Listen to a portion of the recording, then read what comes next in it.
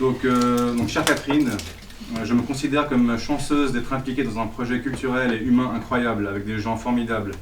Donc Anna, Marina, Camille, Joumana et je n'oublie pas Dima qui nous a présentés. Et puis toi, bien sûr, chère Catherine, ils t'ont présenté comme une partenaire écrivaine et intellectuelle.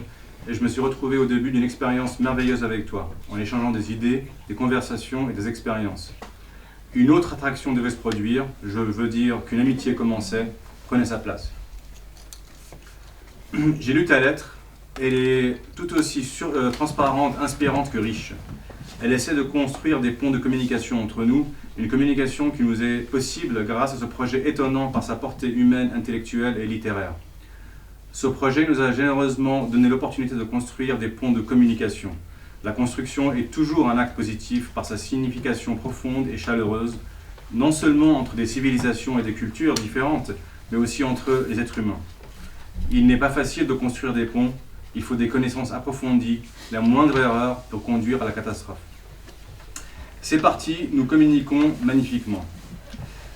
Je comprends ce que tu dis, chère Catherine, concernant la difficulté de la langue.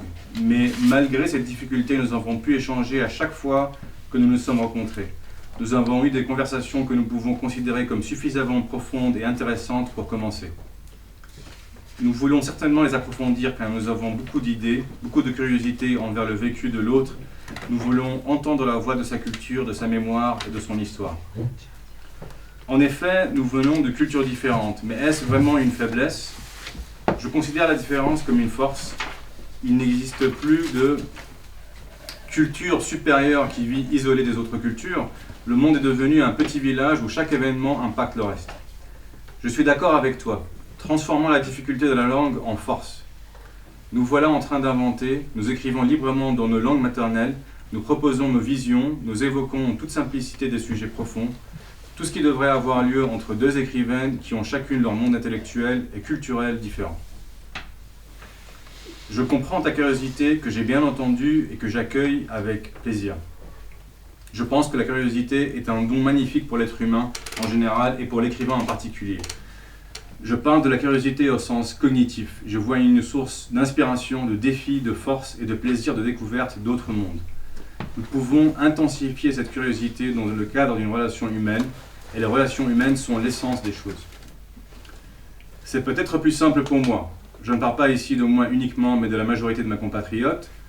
Je peux dire que je connais beaucoup de choses sur la culture occidentale. Cela a commencé à l'école, l'histoire européenne faisait partie du cursus scolaire. Quand j'ai grandi, j'ai continué à lire sur l'histoire, la littérature et la philosophie occidentale. J'ai lu des grands écrivains intellectuels tels que Balzac, Rousseau, Camus, Dostoïevski et bien d'autres. Alors que nous, en tant que peuple et culture arabe, nous continuons à être ignorés de vous. Il y a beaucoup de raisons qui ont voilé, brouillé ou éloigné notre culture arabe de la vôtre. Je ne m'attendrai pas sur ces raisons maintenant, je le ferai peut-être une autre fois dans une autre discussion ou dans une autre lettre. Chère Catherine, tu veux savoir pourquoi je suis là, loin de mon pays et ce que je ressens ?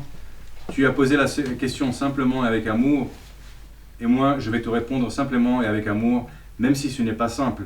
C'est en fait la chose la plus difficile, la plus complexe de ce qui se passe dans notre monde contemporain, c'est la guerre, Catherine.